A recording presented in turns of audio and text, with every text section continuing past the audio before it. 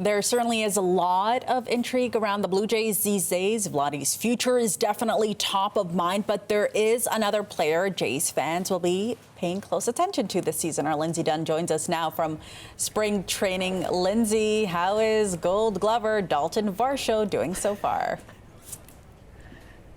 He's doing pretty good, and you know what else is doing pretty good? Sorry to just slightly brag a little, the weather here. I heard Stella's forecast earlier in the program, and it's beautiful here right now. I want to show viewers what's happening right now at spring training as they get closer to some game action on Saturday. In the outfield is Alec Manoa, who is still recovering from surgery.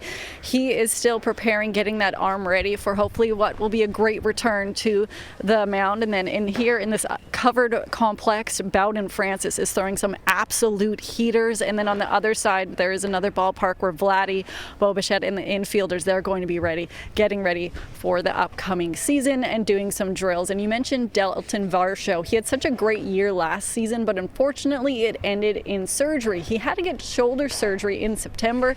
I spoke to him about the recovery, and he said it was difficult. He wouldn't recommend it to anybody, and it was quite painful, but he says it's been a long process. He's feeling great, and here is part of our conversation.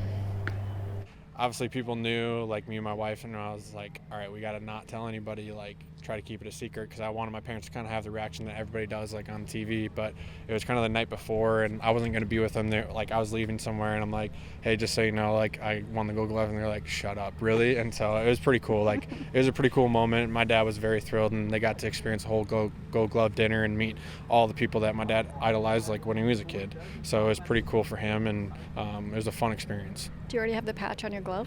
I do have the patch on my glove, and they're actually reworking the patch into my old glove, because I'll probably use my old one since it's the one that's gotten me this far, so it'll be kind of one that I'll always keep.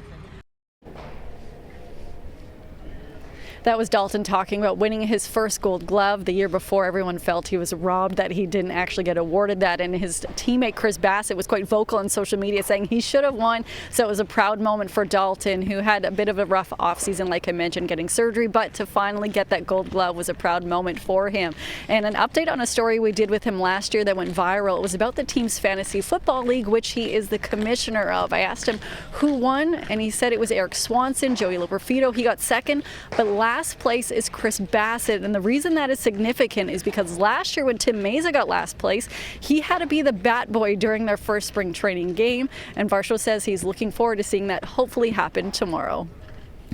Me and him both. Our Lindsay Dunn in sunny Florida with a light jacket. Thank you so much, Lindsay.